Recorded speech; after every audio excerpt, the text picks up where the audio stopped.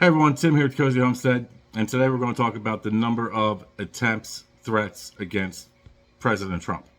Now, the attempts, whether they were thwarted or somebody was actually able to pop off shots, they're still credible. Okay? So, there's been 6 as far as I can see so far. Now, there's 2 ongoing threats domestically and 3 internationally. We know one of them is Iran. Okay?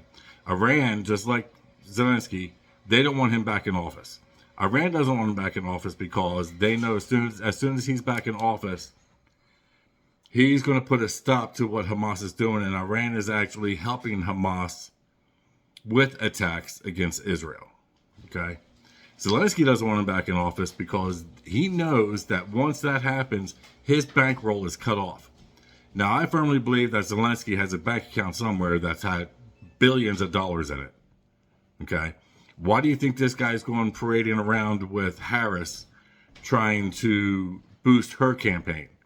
Which, to me, it's already a failed campaign. So, this Pakistani tries to pay off, and this guy's got ties to Iran, tries to pay off undercover feds to take Trump out. Okay, that was July 12th.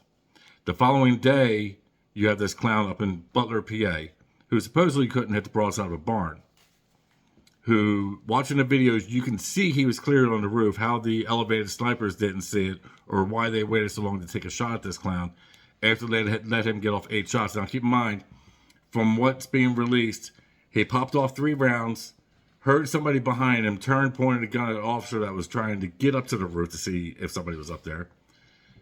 The cop fell down, hurt his ankle, and then he turned back around, Crooks did, and popped off 4 to 5 more rounds at Trump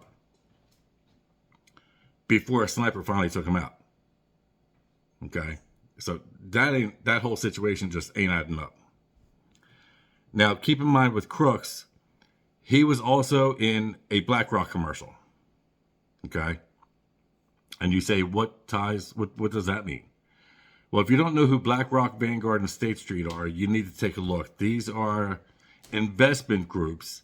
BlackRock is valued at about 1.6 trillion, from what I understand. Trillion, not billion, trillion. So BlackRock invests in Vanguard and State Street. Vanguard invests in BlackRock and State Street. And State Street invests in Vanguard and BlackRock. So it's one big circle that these clowns are in. And why BlackRock? Well, you'll see here in a little bit. So then on July 16th, a 21-year-old was arrested just outside the secure area at the RNC. This is a guy that was wearing a ski mask. They say ski mask. Now, middle of July, it's still kind of hot up there.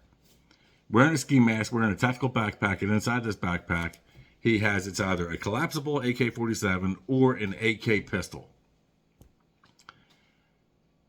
He has no concealed carry permit. So what is he doing there? Why is he concealing his identity? Why does he have this weapon in a tactical pack walking around the area of the RNC? The odd thing about this one is the mainstream media on TV didn't cover any of it. Okay? There were a few articles put out about it, but ever since then, you haven't heard anything about this guy. Was he arrested? Was he charged? Was he just released? What's going on with this guy? There's nothing there. So with that's kind of fishy, okay? Because the Wisconsin Capitol Police, when they were asked questions about it, they directed questions to the Milwaukee authorities. Milwaukee authorities get questioned, they refer questions to the local PD. So there's no information being put out about this clown. I don't understand why. Okay, to me, that was a credible threat of someone who was going to try to assassinate President Trump again. August 22nd, a 66-year-old was arrested because of threats he made on social media. Now, what they're not telling you is this guy actually supposedly had a rifle and was out somewhere trying to buy a scope because he wanted to take Trump out. The police went to his girlfriend's place to their trailer. And she didn't understand why they were there. She was getting all pissed off and, wanted them off her property. When they questioned the guy's mom, she said, oh, he would never do anything like that. I didn't even know he had a gun. And then in another breath, she says, he just dislikes Trump as much as we do. And she was talking about her and her, I guess, recently deceased husband. Well, you're saying he would never do something like that, but in another breath, you're saying that he dislikes Trump as much as you all do. So do you all hate him that much that you all wish him dead? To me, that's just wrong. Violence on either side is not wrong. Now, one thing you never hear anybody on the right saying, I wish she would be dead. I wish he would be dead. I wish this one would go. I wish someone would take a shot at this one. You never hear that. But with the left, you always hear just 1 inch. Next time, don't miss. You had a chance and you blew it. That's what you hear from the left. And to me, it's vile. How you people can actually say stuff like that. So, moving on to the next one. Now, that was number 4. The next one, September 15th, this ass clown down in Florida. This guy had just gotten back from volunteering to help fight in Ukraine. Now, you all say, well, good on him, for trying to stop the Russians. No. You all don't understand the connections he has with some of the powerful people in the Democratic Party, and you need to do some research. I'm not going to tell you everything. I want you all to go look and find out for yourself, okay? But here's another one that was also in a BlackRock commercial. Sound familiar? So out of the 5 we discussed so far, 2 of them were in BlackRock commercials. That stinks. That stinks of high heaven. So this guy had 2 ceramic body armor plates hanging from a fence, had a GoPro hanging from a fence, and had his supposed AK-47 with some pretty good optics on it, and he was pointing them down range. He was a few hundred yards away from Trump, but this guy obviously had some training. He was all set. He just missed 2. Left wasn't happy about that either. So that's number 5. Number 6.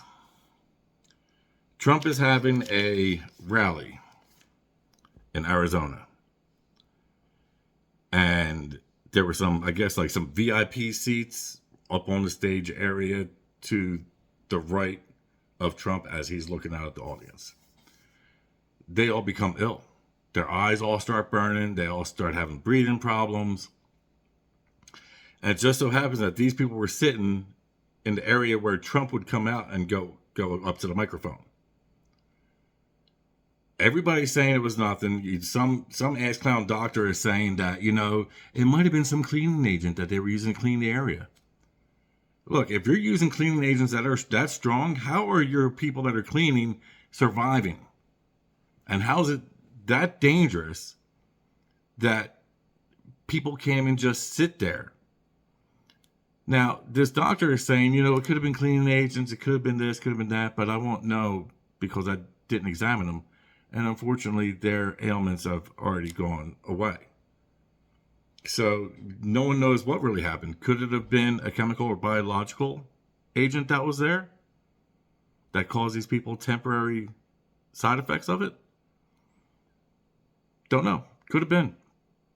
I just think it's pretty hanky that you have it in an area where Trump is going to go up to the microphone. Luckily, he didn't suffer any illnesses because of that. But to me, that's another one that they swept under the rug. They're sweeping several of these issues under the rug, and we aren't finding out about them. When is enough going to be enough? Y'all tell me what you think. Take care. Stay blessed.